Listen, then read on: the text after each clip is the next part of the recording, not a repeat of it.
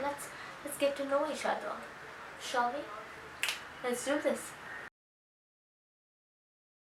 Hello everyone. Hi, I'm Neha Thakur. Welcome back to my channel. This is my third video, but it is not going to be something typical. It is going to be another segment entirely, which I plan to do more often than this. This is my first time, and it's going to be about my favorite books, things I've learned from these books. In this video, I'm also going to show you where I go to buy my books, because it's one of my favorite places and I think everyone needs to know about this. And even if you're not from Mumbai, you need to see this place. It's amazing. So first of all, let's go see where I buy my books. In Mumbai's bustling business district, at the heart of a five-way intersection sits Flora Fountain. Bang opposite to this roundabout is what I call the Pavement Bookstore, which is where I always head to buy my books and browse through the tens of thousands of books, used books. You're bound to get one of your writers and whatever you're looking for in these neat piles of stacks. Also for a very good price if you know to bargain well. You get to pick your favorite writers, which by the way can also be returned to them to get half the price back. I also thought I'll show you what I wore on this sunny day. But now, let's get back home with our books. Isn't that place just amazing? The first time that I had come back to India for vacations, and I was like, oh my god, this is heaven. I can buy any book that I want and at such a cheap price, because they're mostly used books or used books that have been given down to someone, and it is just perfect. It is my heaven and I love it, and whenever I feel like I need something to read, I head right there. So now that we are back, let's talk about our favorite books, and these are basically my go-to books, and the books that if you were my friend and if you would ask me, hey, what do you think I should read? These are the books that I'd pick up and I'd be like, yo, you should read this. And so today you're my friends, so I'm going to be showing you these 3 books that I've picked up that are perfect for a first read, maybe, or for anyone's read. And I have a feeling that many of you might have already read this because they're pretty famous. But if you have not, I hope after this video you really go on and read this.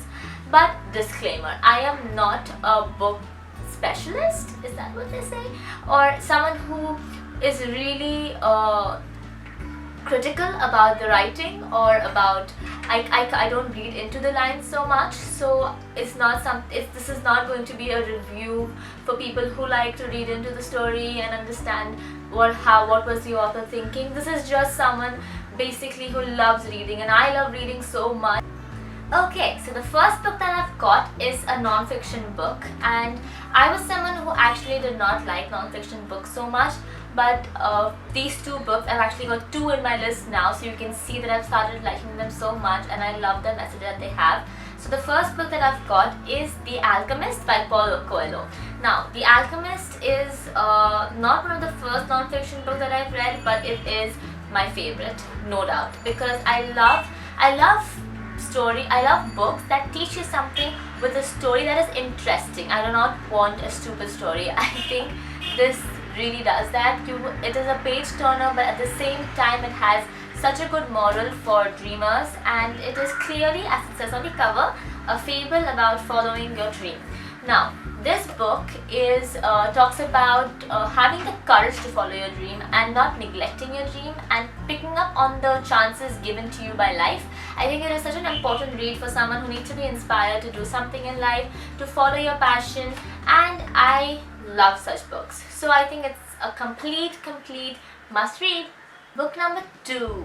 Now, since the first book was about staying in the present, about following your heart, following your dreams, it just talks about what you should be doing in life. The second book that I've got is also a really famous international bestseller.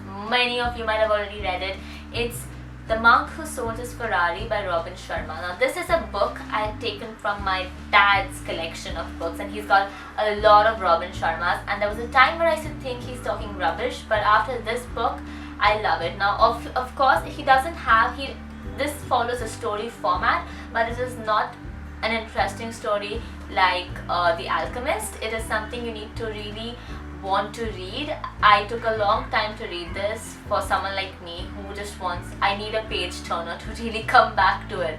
But this teaches you such valuable lessons about how to go about it. It is a step-by-step guide to how to go about finding what you want to do, and staying in the present and not focusing so much in the future and the past. It tells you how to control your mind, how to control your heart, and just putting it out there. I love such books. I love books that talk about the universe and talks about how you need to focus on yourself, how you need to love yourself, how you need to work on yourself from within.